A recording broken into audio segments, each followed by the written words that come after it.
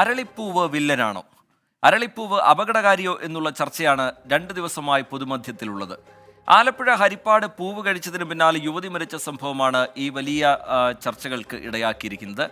സംഭവത്തിന്റെ പശ്ചാത്തലത്തിൽ ക്ഷേത്രങ്ങളിൽ പൂവ് ഉപയോഗിക്കുന്നതിൽ ദേവസ്വം ബോർഡിനും ആശങ്കയുണ്ട്. എന്നാൽ ആരോഗ്യവകുപ്പിന്റെ റിപ്പോർട്ടിന് ശേഷം മാത്രമേ അരളി ഒഴിവാക്കൂ എന്ന നിലപാടിലാണ് ബോർഡ്.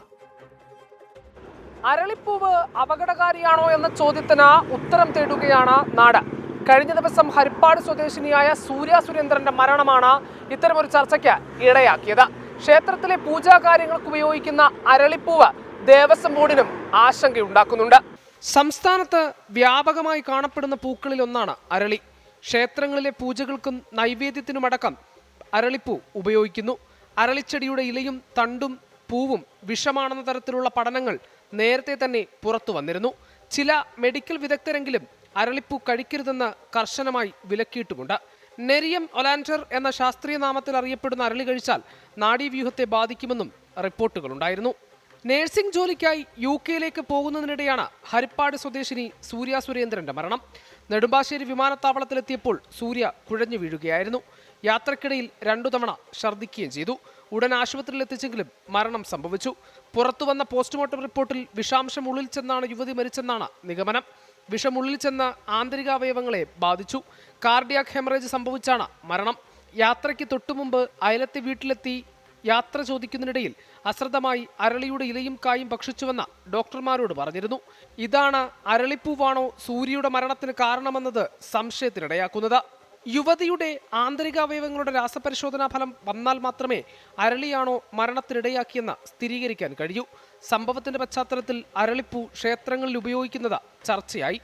ഔദ്യോഗിക പരിശോധനാ ഫലം വന്നതിനു ശേഷം പൂവ് അപകടകരമെങ്കിൽ ക്ഷേത്രപൂജകളിൽ നിന്നും ഒഴിവാക്കേണ്ടി വരുമെന്ന് ദേവസ്വം ബോർഡ് പ്രസിഡന്റ് അറിയിച്ചു. ഒരു യുവതിയുടെ മരണകാരണവുമായി ബന്ധപ്പെട്ട വിഷയമാണ്. അത് ഒരാളുടെ ജീവൻ അപഹരിക്കുക എന്ന് പറയുന്നത് അത്യന്തം ഗൗരവമായി ദേവസ്വം ബോർഡ് ചർച്ചയ്ക്ക് എടുക്കേണ്ട ഒരു വിഷയമാണ്. പക്ഷെ അതിനെ സംബന്ധിച്ച് ഗവൺമെൻറ്റിൻ്റെ ഭാഗത്തു നിന്നോ ആരോഗ്യവകുപ്പിൻ്റെ ഭാഗത്തു നിന്നോ നമുക്കൊരു നിർദ്ദേശം ഇതുവരെ ആധികാരികമായി നമുക്കിതുവരെ കിട്ടിയിട്ടില്ല. കിട്ടിയാൽ തീർച്ചയായും ദേവസ്വം ബോർഡ് ആ വിഷയത്തിൽ ഗൗരവമായി തീരുമാനമെടുക്കും. എന്തായാലും ഇത് അപകടകരമാണെങ്കിൽ ഒഴിവാക്കിയല്ലേ പറ്റുള്ളൂ. ആരോഗ്യവകുപ്പിന്റെ കൂടി നിർദ്ദേശം കണക്കിലെടുത്താകും അന്തിമ തീരുമാനം. ക്ഷേത്രപൂജാദി കാര്യങ്ങളിൽ അരളിപ്പൂവിന് തൽക്കാലം വിലക്കില്ല. യുവതിയുടെ മരണത്തിനിടയാക്കിയത് അരളിപ്പൂവാണോ എന്നതിൽ സ്ഥിരീകരണവുമില്ല. പക്ഷേ അരളിപ്പൂവ് വിഷാംശമുള്ളതെന്ന് നേരത്തെ തന്നെ പഠന റിപ്പോർട്ടുകൾ പുറത്തു വന്നിരുന്നു. സംഭവത്തിൽ ദേവസ്വം ബോർഡും ആരോഗ്യവകുപ്പും അതീവ ജാഗ്രത പുലർത്തുന്നുണ്ട്.